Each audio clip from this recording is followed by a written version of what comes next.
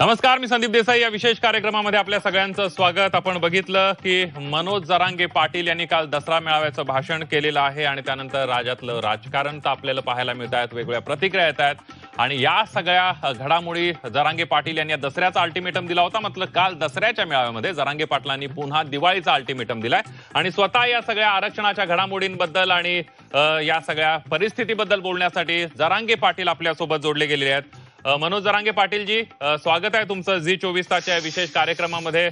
सगळ्यात पहिल्यांदा तुम्ही आजारी असताना सुद्धा हॉस्पिटलमधून आम्हाला वेळ दिली, त्याबद्दल तुमचे पहिल्यांदा स्वागत करत असताना तुमचे मी आभार मानतो, कारण तब्येत तुमची खराब आहे. मात्र या सगळ्यामध्ये काल तुमचं दसरा मेळाव्याचं भाषण लाखो लोकांनी ऐकलेलं आहे, तिथं मोठा जनसमुदाय जमलेला होता. आता जरांगे पाटलांनी दिवाळीचा अल्टिमेटम दिलाय. दिवाळीच्या अगोदर प्रतिज्ञापत्र सादर करून सगळ्या नातेवाईक आणि रक्ताच्या नातेवाईकांना प्रमाणपत्र दिलं पाहिजे, नाहीतर निवडणुका होऊ देणार नाही, असा थेट इशारा जरांगे पाटलांनी दिलाय. त्यामुळे अनेक चर्चा सुरू झाल्यात. मनोज दादा,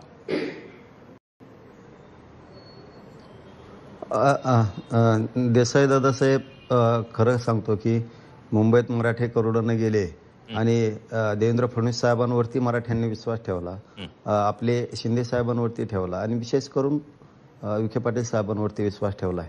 मग आता JR काढलाय ना, आम्ही मराठवाड्यातले मराठे सगळे कुणबी आहेत, गॅजेटियर सांगताय आमची संख्या आहे त्याच्यात. मग तुम्ही काय विलंब लावता विनाकारण? दिला ना तुम्हाला वेळ. आता आमचं म्हणणं आहे, तुम्ही दिवाळीपर्यंत मराठवाड्यातले सगळे प्रमाणपत्र वितरित करायचं काम करा. दुसरं काम, तुम्ही शिंदे समितीला नोंदी शोधायचं काम सुरू ठेवा, ते बंद आहे, त्यांना मनुष्यबळ द्या.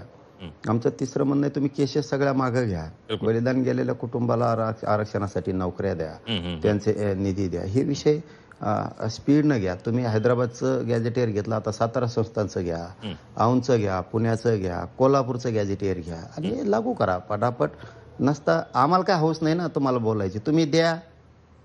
मराठे तुमचे कधी तुमचेच ना. अगदी मनोज दादा, या सगळ्यामध्ये कुठेतरी आता तुम्ही मुंबई सोडून तुमचा JR काढून जवळपास महिना आता झालेलाच आहे. दिरंगाई होते शासन दरबारी असा आरोप आहे तुमचा?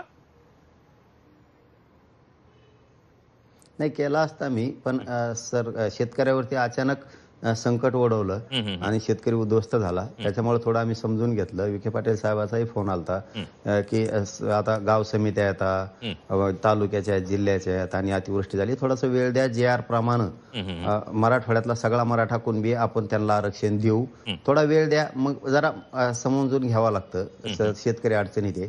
ठीक आहे, दिवाळीपर्यंत बघू. मात्र मग बार मी बी ऐकून नाही घेणार, त्याचे दुष्परिणाम खूप वाईट भोगावं लागणार मग सरकारला, नाविलाजी. आज मराठ्यांनी सरकारला, फडणवीस साहेबाला, विखे साहेबाला डोक्यावर घेतलंय. आता विखे साहेबांनी ही संधी सोडायला नाही पाहिजे. पश्चिम महाराष्ट्र आणि मराठवाड्यातल्या लोकांना, मराठ्यांना आरक्षण देऊन, कारण तुम्ही काय द्यायला लागले म्हणजे काय बळच नाही द्यायला लागले ना. आमच्या सरकारी दस्तावेज आहे गॅजेटियर मध्ये, हैदराबादच्या सरकारी नोंदीत, म्हणून द्यायला काय हरकत आहे? उलट नाव कमाल चान्स आहे विखे साहेबाला.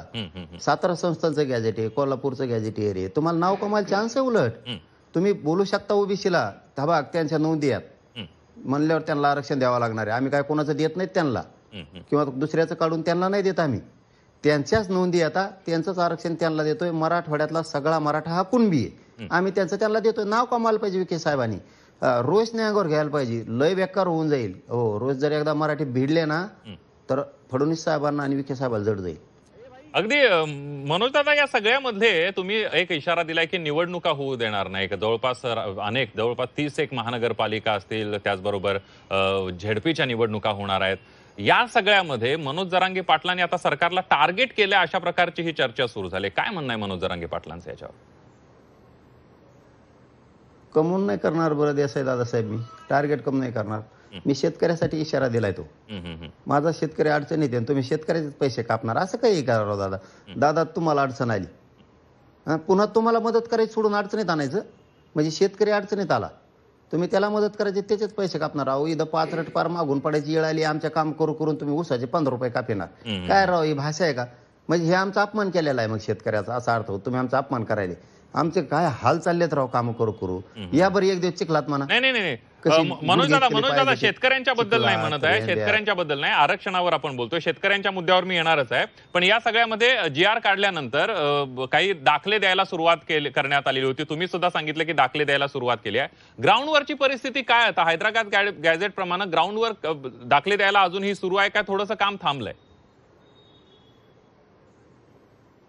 नाही, ते हे अतिवृष्टी झाल्यामुळं त्यांनी ते थांबवलं, सुरू केलं तर काम.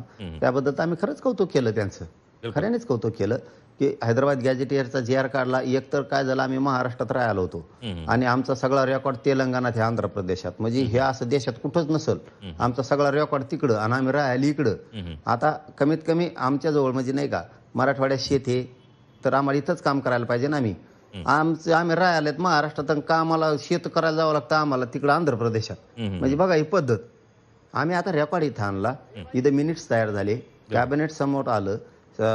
तिन्ही कायदे मंडळ इथं महाराष्ट्रात त्यांच्या आता प्रोसिडिंग तयार झालं त्याचं, मिनिट्स होऊन कॅबिनेटचे, आणि रेकॉर्ड आला. आता शासनाच्या दस्ताऐवजावर आमचं हैदराबादचं गॅजेट आलं, त्यामुळे आम्हाला टेन्शन नाही राहिलं. आता जी आर निघाला. फक्त म्हणणं एवढं की तुम्ही पटापटा लागू करा. आम्हाला अर्ज स्वीकारायचे सांगा अधिकाऱ्यांना, आणि अर्ज स्वीकारून प्रमाणपत्र द्यायचे सांगा. तुम्ही ओबीसीचा जो ओबीसीचा नाही म्हणायचं त्याला, आता ते ओबीसीचे नेतेच नाही कुणीच, ते जातीचे नेते आहेत, त्यांना सांगा ना बाबा, त्यांच्या नोंदी आहेत, त्यांना आम्हाला द्यावा लागणार आहे. आणि मराठी आहेत ना तुमच्या बाजूनी, अरे विखे साहेबाच्या बाजूने खंबीर आहेत मराठी. हा, डंक लागू देत नाहीत राजकीय आम्ही तुम्हाला. शिंदे साहेब येतं त्यांच्या बाजूने आहेत, फडणवीस साहेब त्यांच्या बाजूने आहेत, मराठी खंबीर आहेत. तुम्ही आमचं हक्काचं आरक्षण द्या. बिलकुल. मग लय मोठा खड्डा बुजावा लागेल तुम्हाला. अगदी मागच्या महिनाभरापासून कितीतरी दाखले देण्यात आले, असा तुमच्याकडे आकडा आलाय का मनोजजी? नाही, आज सांगितलं आम्ही, त्यांचा एक माणूस आलता आमच्याकडे, आम्ही सांगितलं आम्हाला 58 लाख नोंदीचं त्यांनी वाचले गेलतो. त्यावेळेस त्यांनी आपल्याकडे प्रोसिडिंग दिलं होतं सगळं की 58 लाख नोंदी निघालेल्याच. आता पुन्हा आपण त्या नोंदी मागवल्या सगळ्या त्यांना, परत गावागावात लावा म्हणून सांगितलंय. आणि जी24 माध्यमातून मी जाहीरपणानं विखे साहेबांना फडणवीस साहेबांना सांगतो, 58 लाख नोंदी निघाल्या, त्या महाराष्ट्रातल्या ग्रामपंचायतला लावा, त्याचे कुणबी प्रमाणपत्र द्यायचे सांगा. तिसरं काम, व्हॅलिडिट्या थांबवून धरल्या त्या पण द्यायचं सांगा. तुम्ही दिरंगाई करू नका. तुम्हाला वाटत असं आम्ही ऐकतोय, संकट आलंय म्हणून ऐकतोय. एकदा जर पुन्हा आंदोलन जर सुरू झालं तर कोणाच्या बापाला मराठी पुन्हा ऐकायचे नाहीत, हे समजून घ्या विखे पाटील साहेब. आणि शिंदे समितीला नोंदी शोधायचं काम सुरू करायचं सांगा. मुदतवाढ देऊन उपयोग काय उपयोग? रेकॉर्ड शोधायचं सांगा, नोंदी शोधायचं सांगा, प्रमाणपत्र द्यायचे सांगा. आता हैदराबादच्या गॅजेट प्रमाणे अर्ज स्थानिक चौकशी समितीला घ्यायचे सांगा, ते प्रमाणपत्र द्यायचे त्यांना सांगा. तुम्ही काम वाढवा. नसता पुन्हा अवघड आहे. मी सांगतो, मी काय एकदा बोललो मराठीचे एकदा पुन्हा खवळले ना, आता कोणाच्याच बापाचं ऐकत नसत पोट्टे आमचे, मग कोणाच्याच ऐकत नसत पोट्टे. अगदी मनोज दादा, या सगळ्यामध्ये 15 तारखेपासून, हे खरं तर 15 सप्टेंबर पासून पाऊस आणि अतिवृष्टी चालू झाली, महापुरात संकट झालंय. मात्र तुम्हाला जी आर काढल्यापासून ते अतिवृष्टी होईपर्यंत व्हॅलिडिटीचं काम पण सुरू करण्यात आलं नाही. त्या 15 दिवसांमध्ये नोंदी पुन्हा शोधण्याचं काम सुरू करण्यात आलंय, काही दाखले देण्यात आले, याबद्दल तुम्ही सरकारचं कौतुक केलं. त्यांनी दिले त्यावेळेस. अगोदरचे जे 2 तारीख ते 15 तारीख, म्हणजे 13 दिवसाचा काल मिळाला होता. त्याच्यात त्यांनी प्रशिक्षण घेतले, काही शिबिरं घेतले, काही अधिकाऱ्यांना मेळ लागत नव्हता, काहीला लागला बी तरी जाणून बुजून जातीवाद करत होते. असतात आता काही अधिकारी मुद्दाम, त्यांना मराठ्याच्या लेकराचं मोठं वाटत नाही, त्याच्यामुळे नोंद असली तरी देत नाहीत, आणि व्हॅलिडिटी होत असली तरी व्हॅलिडिटी द्यायची नाही, असे असतात. त्यांनी ती प्रक्रिया सुरू केली होती. परंतु आता कोणाला सांगून येत नसतं असं संकट माझ्या गोरगरीब शेतकऱ्यावरती येऊन कोसळलं. त्याच्यामुळं मग आम्ही बी थोडं ठीक आहे का आता कुठं जात नाही, कारण जी आर निघाला, आता कुठं जात नाही, आम्हाला पक्का माहिती आहे. आता कोणाची टप्पर नाही, कोणाच्या बापाची जी आरला हात लावायचा. आमच्या जी आरला हात लावला की यांचा देवारा केलाच, यांचे सुद्धा जी आर येतले मोठे. धडाधड उडीतो आम्ही. न्यायालय त्यांना आहे ना, तर आम्हाला बी पठ्ठ्याला न्यायालय सुद्धा आहे, न्याय मंदिर आम्हाला बी न्याय देणार. मग आता जशाल तशीच भाषा आणि जशाल तशीच उत्तरं मिळणार. आमच्या जे आरला कोणाच्या बापाचे टप्पर नाही धक्का लावायची, टप्पर देवी. कारण सांगतो, इतकं ठासून का बोलतो, आमच्या जे आरला हैदराबाद गॅजेटचा आधार आहे, ते सरकारी दस्तावेज. यांच्या जे आरला कशाचा आधार नाही. एक मोगम घुसलेत आरक्षणात. अगदी मनोज दादा, तुम्ही त्या हैदराबाद गॅझेटचा उल्लेख आता आपण करतोय आणि कालच्या भाषणात सुद्धा तुम्ही केलात. झी 24 तासवर एक मुलाखत झाली होती पंकजा मुंडेंची आणि त्यावेळेला त्यांनी एक वक्तव्य केलं होतं की गुलामगिरीतला जो गॅझेट आहे त्याचा आता स्वीकार का करावा असा सवाल त्यांनी उपस्थित केला. आणि काल तुम्ही नाव घेतलं नाहीत, पण या सगळ्या गुलामगिरी संदर्भात तुम्ही वक्तव्य केलं. इंग्रजांच्या संदर्भात जे वक्तव्य केलं त्यावर तुमच्या भाषेवर अनेक नेत्यांनी आक्षेप घेतलेला आहे. ओबीसी नेत्यांनी आक्षेप घेतलाय, काही काँग्रेस नेत्यांनी सुद्धा आक्षेप घेतलाय. जरांगे पाटलांचं काय म्हणणं आहे याच्यावर? नाही, ते राहुल गांधीच्या नौकरांनी घेतला. राहुल गांधीचा नौकर आहे तो महाराष्ट्रात ठुल्याला ते काँग्रेसनी त्यांनी केलाय. त्याला ओबीसीचा नेता नाही म्हणायचं. आता ओबीसीचे नेते नाही म्हणायचे तो पुढं. उगा आपण 400-500 जाती भरडतो त्याच्यात. चूक हे जातीवादी नेते आहेत. हे जातीपुरतेच मर्यादित आहेत. हे ओबीसीचे नेते नाही आहेत. उगाच आपण त्याला ओबीसी नेते म्हणून मोठं करतोय. त्यामुळं हे बोलणारच. त्याच्यामुळे यांच्यावर आम्ही देणं देत नाही. आता आम्हाला काय करायचं होतं आम्ही केलंय. पण आम्हाला जे आमचा हक्क होता 70 वर्षात मिळत नव्हता तेव्हा आम्ही मिळवलाय. अगदी मनोज दादा, या सगळ्यामध्ये आपण बघितलं, तुम्ही म्हणालात की ओबीसीचे नेते नाहीत किंवा ज्या वेळेला काही घडतंय त्या वेळेला मनोज जरांगे पाटलांकडे बोट दाखवलं जाते. म्हणजे लक्ष्मण हाकेंच्या कार्यकर्त्याला मारहाण झाली, मनोज जरांगे पाटलांच्याकडे बोट दाखवण्यात आलं. लक्ष्मण हाकेंना हल्ला करण्याचा प्रयत्न झाला, मनोज जरांगे पाटलांच्याकडे बोट दाखवण्यात आलं. लक्ष्मण हाकेंची गाडी फोडली, मनोज जरांगे पाटलांच्याकडे बोट. नवनाथ वाघमारेंची गाडी जाळली, मनोज जरांगेंकडे बोट दाखवण्यात आलं. काय वाटतंय मनोज जरांगेजी तुम्हाला या सगळ्याबद्दल? नासका कांदा येवल्याचा अलीबाबा त्यांनी हे पाळलेले ते अलीबाबांनी. आणि मग हे नासक्या विचाराचा माणूस नासके विचार पसरायचं काम करतो आणि जातीय तेढ निर्माण करायचं काम करतो. मी असले धंदे करत नाही देसाईदार साहेब, खरं सांगतो. आपण असले धंदे नाही करत. आणि करायचं ना ठासून सांगतो, चाल तुला आत हाणणार, जाहीर सांगतो. हे असले वार नाही करीत. ते अवलादच नाही आपली मागून वार करायची मराठ्यांची. आपण काय असेल ना रोखठोक करतो. मी तसले चाळे नाही करत. याला दगड हाणन, त्याला हे करण, हाय ना समोर थोबाड फोडतो जाग्यावर.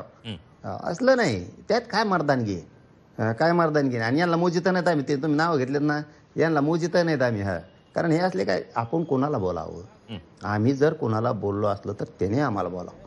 आम्ही तुम्हाला बोलत नाही, आम्ही बोलतो एकाला. आणि तुम्ही बळच मध्ये कशाला बोलता रे? तुमचा काय संबंध रे? तुम्हाला कोणी थुका चाटायला सांगितलं यार? काही अशी थुका चाटायची सवय असते नाही बोललं तरी. त्याच्यामुळे याच्यावर ध्यान नाही द्यायचं जास्त. अगदी मनोज दादा, या सगळ्यामध्ये आता तुमच्या बोलण्यातलं असं जाणवलं की जे लक्ष्मण हाके किंवा नवनाथ वाघमारे जे आरोप करतायत त्यांच्या मागे छगन भुजबळ आहेत असा तुमचा थेट आरोप आहे?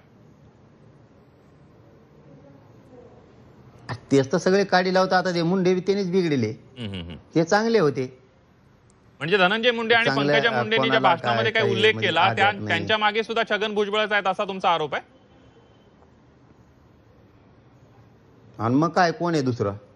त्यांना अजित पवार संपायचा दोघाला मिळून. त्यांचा दुसरा काय हट्ट आहे? त्यांचा दुसरा काय हट्ट नाही. जातीत भांडण लावून ठेवायचं कायम. कायम. आणि आपले राजकीय पोळी भाजायची. हे यांचे डाव येते 2-3 जणांचे. आणि 450 जाती वापरायच्या. ओबीसीवर अन्याय झाला म्हणायचं. म्हणजे अन्याय करणारे तुम्ही, जातीवाद करणारे तुम्ही, खून करणारे तुम्ही, जाती दंगली भडकिणारे तुम्ही. आणि तुम्हीच म्हणायचं ओबीसीवर अन्याय झाला आणि जातीवादी आहेत. हे ओबीसीनं ओळखलं म्हणून इथून पुढे ओबीसीचे नेते नाहीत आता. हे फक्त जातीचे नेते आहेत. आणि ते बी त्यांच्या जातीचे पण नाही. छगन भुजबळ माळ्याचा सुद्धा नेता नाही अजिबात. त्याची लाभार्थी टोळी एवढी तेवढीच फक्त. बाकीच्या माळ्याने काय केलं? बाकीच्या माळी चांगले आहेत. धनगराचा नेता बोलला तोच फक्त लाभार्थी टोळी त्यो. बाकीच्या धनगराने काय केलं? तसे हे जातीचे नेते आहेत. यांनी सगळा नाश करून ठेवलाय. नाश. यांना वाटतंय असं केले ओबीसी आपल्याकडून होईल. काय नाही. मराठ्यालाही सांगतो द्या सोडून. यांना 10,000 आणि 15,000 हजार मतदान आहे फक्त यांचं अख्ख्या मतदारसंघात विधानसभेच्या. दुसऱ्या मत जाती येतं, लमान हे दलित मुस्लिम येतं, काय रजपूत येतं, काय काडी येतं, सांबार येतं. तुम्हाला सांगतो अहो लय येतं. कुंभार येत, सुतार येत, लोहार येत, डोवार येत, आपले नावी बांधव येतं, धोबे बांधव येतं. 450 जाती पडल्यात. यांना द्या ढकलून तिकडं. अरे हे लय माजले तर लयच आपलंच खाऊन आपल्याच जीवावर निवडून हे आपल्याच लेकरात वाटोळं करायला निघालेत. यांचं थोबड बी बघू नका इथून पुढे. यांना आता पाडायचं. जो मराठा आरक्षणाच्या विरोधात नेता जाईल त्याला पाडायचा आता. आणि मराठ्याच्या नेत्याला पण सांगतो तुमच्या सुद्धा मुळावर उठलेले ती. त्याच्यामुळे तुम्ही ना आतून ढुसणे आणा यांना पाडा. ओपन आम्ही पाडतो. यांना संपवायचा आता ओबीसी नेत्याला. जेव्हा छगन भुजबळ संघ मराठ्याच्या आरक्षणाला विरोध करायला ओबीसीचा नेता येईल, ओबीसीचा नाही जातीचा त्यांच्या, त्याला पाडी जायचं आता इथून पुढे. अगदी मनोज दादा, या सगळ्यामध्ये तुम्ही दया माया करायची नाही मराठीने आता. काय नेमकं या सगळ्यामध्ये ओबीसीचे नेते, काही ठराविक नेते तुमच्या विरोधामध्ये, मराठा समाजाविरोधामध्ये षडयंत्र रचतायत असं म्हणणं आहे तुमचं, जरांगे पाटील साहेब? आता याला षडयंत्र नाही म्हणत तर काय म्हणा. यांनी आरक्षण घेतलं, आम्ही यांना काय बोललो नाही. बरं, यांना कधी बोललो सुद्धा नाही, यांचं थोबडं बघत नाहीत आम्ही, तरी गुलामीचं गॅजेट म्हणायचं म्हणजे अपमान करता मराठ्याचा. स्वातंत्र्यपूर्वी काळातलं असणार निजामचं गॅजेट, ते घेऊन आता कसं आपण लोकशाहीत राहायचं, स्वातंत्र्यपूर्व विचार घ्यायचे का नाही, आता स्वातंत्र्याचे विचार घेतले पाहिजे. त्याचा महात्मा तो आहे स्वातंत्र्याचे. आणि तुमचं स्वातंत्र्याचे विचार आहे खरे. इंग्रजांनी घेतलेली जनगणना त्याच्यावर आरक्षण घेतलं 14% मंडल ना. ते स्वातंत्र्य मिळाल्यावर हे ते इंग्रज ते चालतं का? ते गोड लागत म्हणजे तुमचं ते लयच चांगलं आणि दुसऱ्याचं लय गप्पात अशा शाजू कोणी हाणतात ना, उगाच दगडावर बसून शेंगा फोडायची सवय लागलेली यांना. टरफलं चाटे कामा धामाचे, उगाच काहीच कामाचे नाहीत हे लोक. नुसते दिसतेत फक्त टपुरे तोंड आणि ते यांचे. गाड्या घेऊन हिंडत येत इकडे तिकडे, चष्मे लावतात, भांग उलटे टिलटे पाडीत येत आणि नुसते हिंडत येत लोकात लय स्वतःला शान समजित. बंजारा समाजाचं आरक्षण खाल्लं, सगळं केलं वाटलं बंजाऱ्याचं लेकरा बाळाचं. तुम्ही काय बोलतार लोकाला? शानपणा लावलाय, आम्ही गप्प बसतो तर नादी लागायचं नाही. हो चाललंय, चालून द्या. लय फडफड करू नका, फडफड बंद होईन एखादीशी. खोटं बोलत नाही, जे 24 तासला जबाबदारीनं बोलतोय. आम्ही लय मोठं केलं, लय खस्ता खाल्ल्या, 30 वर्ष यांना मोठं केलंय. राज्यापासून देशापर्यंत उंचीचा ठसा यांचा जर मोठा कुणी केला असेल तर मराठ्यांनी केलाय. हे विसरले. मराठ्यांनी मराठ्यांच्या लोकांचे डोके फोडले यांच्यासाठी, मराठ्यांनी मराठ्यांचे लोक पाडले यांच्यासाठी.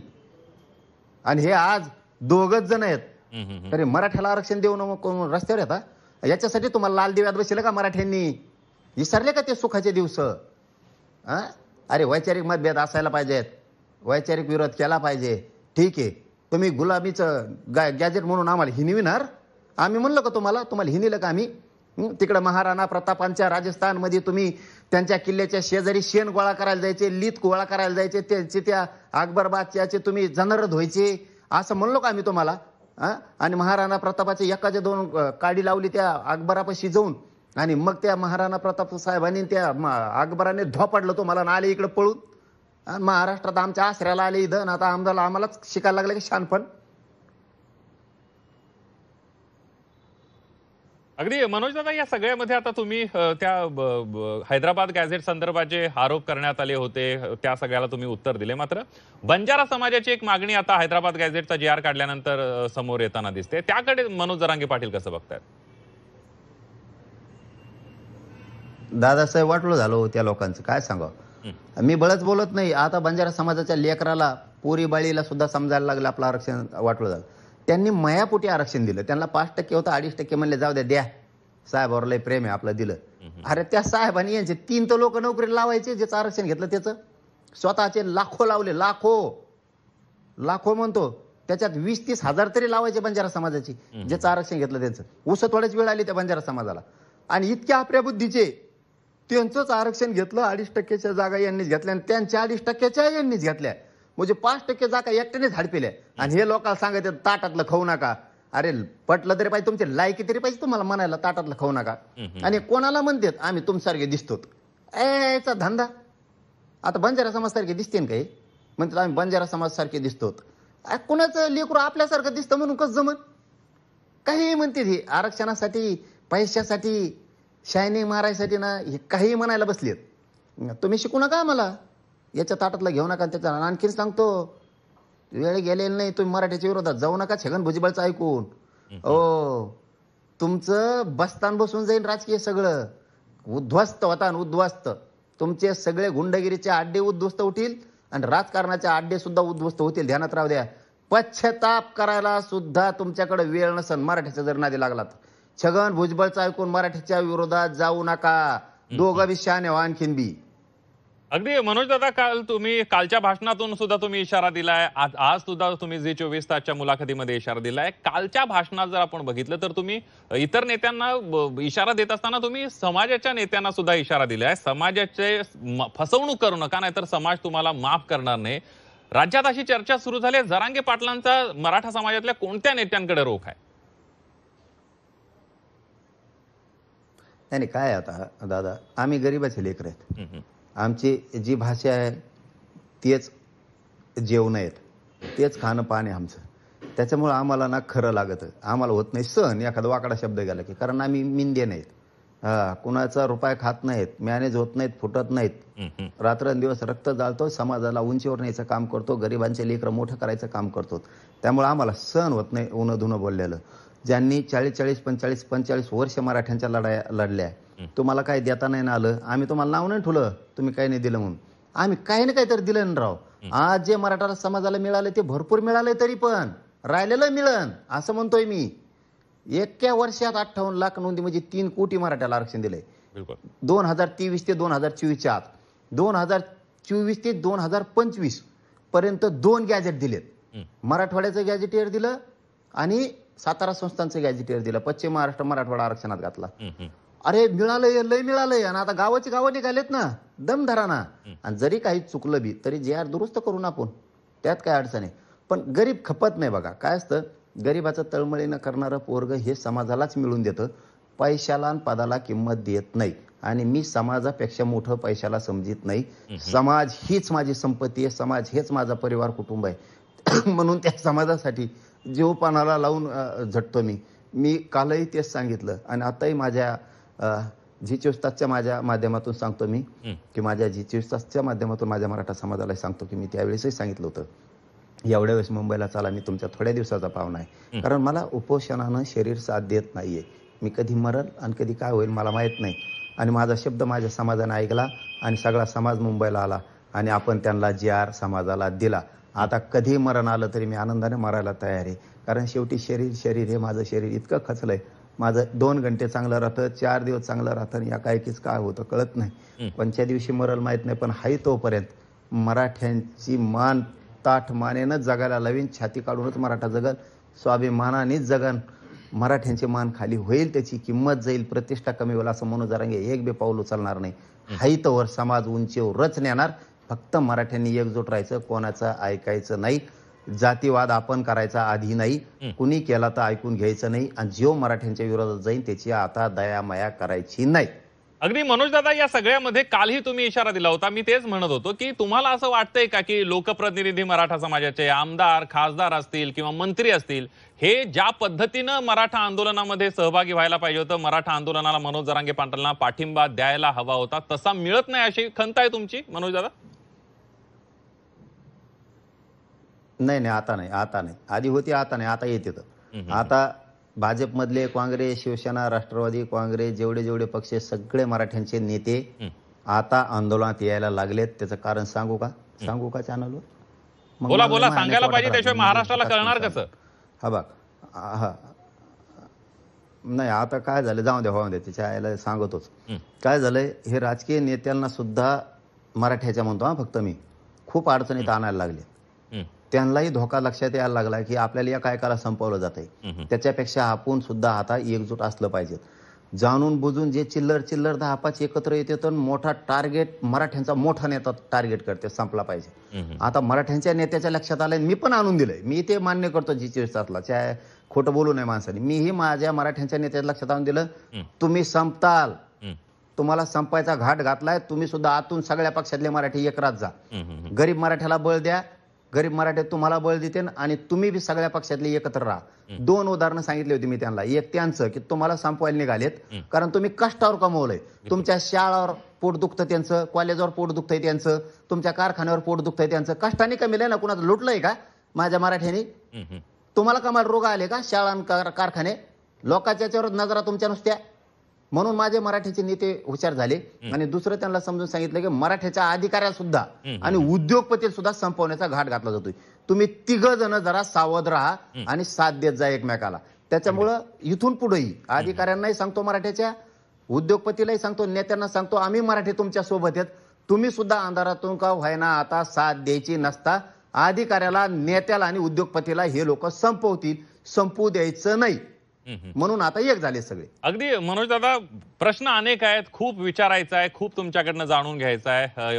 मनोज जरांगे पाटलांच्या मनामध्ये काय, मात्र तुम्हाला मगापासून मी बघतोय बोलताना दम लागतोय, थोडासा खोकला सुद्धा काही वेळेला आलेला आहे. त्यामुळे मी जास्त प्रश्न विचारत नाही, एक शेवटचा प्रश्न विचारतो. काल तुम्ही भाषणामध्ये सुरुवातीला म्हणाला तुमची तब्येत खालावली होती, महाराष्ट्रानं मनोज जरांगे पाटलांना सलाईनची सुई लावलेली बघितली, त्यातून तुम्ही भाषण केलं आणि एक वक्तव्य केलं, मी थोड्या दिवसांचा पाहुणा आहे. मगाशी पण तुम्ही म्हणालात महाराष्ट्राला चिंता लागली आहे, मराठा समाजाला चिंता लागली आहे, मनोज जरांगे पाटील असं का म्हणाले? नाही नाही, तसं नसतं दादा. काय असतं, काय याचं सोंग करता येतं आपल्याला, आपण बाकीचं सोंग नाही करू शकत ना. कारण मी 2 वर्ष झालं सलग लढतो इमानदारीने. मी कधी फुटलो नाही, मॅनेज नाही झालो. समाजाच्या लेकराचं सुखदुःख मी डोळ्यासमोर ठेवलं हमेशा. शेवटी काय असतं बघा, की आपण काम करताना ना लबाडी लुचाडी नाही करायची समाजाची. आपला समाज खूप त्रासला, माझ्या समाजाला लई त्रास दिला गेला 60-70 वर्ष. आणि समाजाचे लेकरं, समाजाचे मायबापा रात्रंदिवस काम करतात की आपली पोरगी, आपलं पोरग अधिकारी झालं पाहिजे. मग यांचं स्वप्न कुणी साकार करायचं. मग आपली जबाबदारी बनती. पैसा कुणी कुठं कमी हो, तुम्ही पदं कमी येतात, आमदारकी कमी येतात, पैसे कमी येतात, पण समाजाच्या लेकराचं, करोडो लेकरांचं सुख समाधान तुम्ही त्यांना कधी देणार आहेत. म्हणून मी माझ्या समाजाला सुख समाधान देण्यासाठी जीव पानाला लावला. नाही फुटलो मी आणि कधी फुटणार पण नाही, कारण माझी भावना होती. परंतु इतक्या वर्षाच्या उपोषणामुळं ना आता असं व्हायला लागलं की शरीरात काय होतंय काही कळतच नाही. म्हणून माझे म्हणणं असायचं समाजाला की मला खूप तुम्हाला मोठं करायचं आहे, मला एकदा साथ द्या, तुमच्या लेकरा बाळाला मला मोठं करू द्या. मी थोड्या दिवसाचा पाहुणा आहे, आता बेत नाही मी मरायला. 3 कोटी मराठी आरक्षणात गेलेत. पश्चिम महाराष्ट्र आणि मराठवाड्याचं पण गॅजेटचा JR निघाला आहे. मी आता माझं जीवन सार्थकी लागलं. एवढंच होईल की माझ्या समाजाच्या लेकराचं सुख बघायला मी नसणार हे शक्यतो. पण मी आता समाधानी की माझ्या समाजाचे लेकरं दिल्लीपासून, राज्यापासून केंद्रापर्यंत सगळे अधिकारी होणार आहेत. सुखात समाधानानं 4-5 वर्षानं दिसेल तुम्हाला, समाधानी माझ्या समाजाचे लेकरं राहणार आहेत. मी त्याच्यात खुश आहे. मरतो तर प्रत्येकजण, कोणाला अटॅक येतो, कोणी अपघातात मरतो, कोणी कशात मरतो, पण माझ्या समाजाच्या लेकीबाळीला, पोराबाळांना, समाजाला प्रतिष्ठा देणं, त्यांना उंचीवर नेणं माझं काम होतं. मी ते इमानदारीने नेलं. मी कधी म्याने चालू नाही, फुटलो नाही. माझ्यावर लई संकट आले, मला उघडं पाडायचा प्रयत्न केला, मी हटलो नाही. पण मला गर्व वाटतो माझ्या समाजाचा की अशी जात पुन्हा होणे नाही मराठ्यासारखी. एका हाकेवरती करोड लोक येतात, ही सोपी गोष्ट नाही. मी त्याच्यातच खुश आहे. बस मी माझ्या समाजासाठी खूप माझं जीवन सार्थकी लागलं. कधी मरण आलं तरी मी आता तयार आहे. पण मी मात्र समाजाला ऐकलं नाही, समाजाची गद्दारी केली नाही, समाजाला खाली मान न होऊ दिली कधी. आणि कधी आयुष्यात जिवंत राहील किती दिवस माहीत नाही, तवर नाही होऊन देणार. हा शानच वाढविली माझ्या समाजाची. समाजाचा गर्व आहे मला. माझा समाज एकजूट झाला, असा समाज की इतका जीव लावतो की त्यांच्या पोराप्रमाणे मला जीव लावतो. बस मला याच्यापेक्षा काय नाही पाहिजे. अगदी मनोज दादा, तुमच्या डोळ्यातलं पाणी आणि समाजाप्रती असलेला प्रामाणिकपणा, संघर्षाची सगळी परिस्थिती, विरोधातले नेते सुद्धा तुमच्या या प्रामाणिकपणाबद्दल कौतुक करताय, त्यामध्ये कोणतीही शंका नाही. या सगळ्यामध्ये तुम्ही मुंबईला येत असताना तुमच्या कुटुंबियांनी फोडलेला हंबरडा, घरदार मागे न बघता मनोज जरांगे पाटील लढायला आले आणि आज समाजासाठीच मनोज जरांगे पाटलांच्या डोळ्यात पाणी आलंय.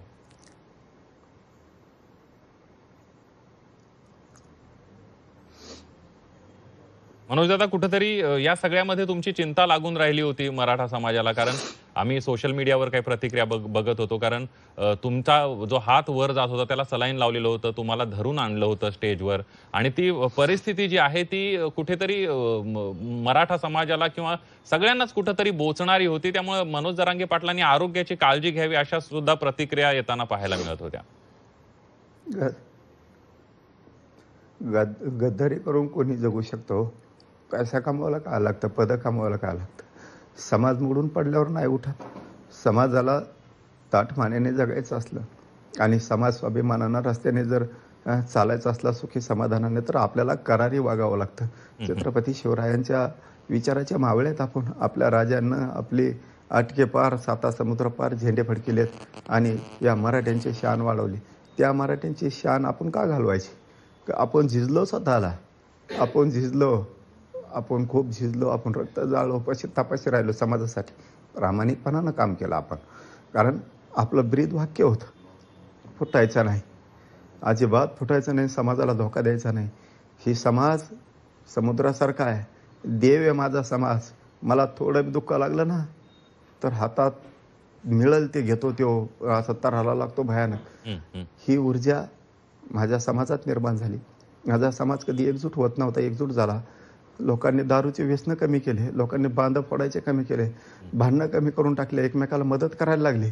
अधिकाऱ्यांना आमचा स्वाभिमान वाढला, आमच्या नेत्यांना आमचा स्वाभिमान वाढला, आमच्या व्यावसायिकांना आमचा स्वाभिमान वाढला, आमच्या शेतकऱ्यांना किंमत आली.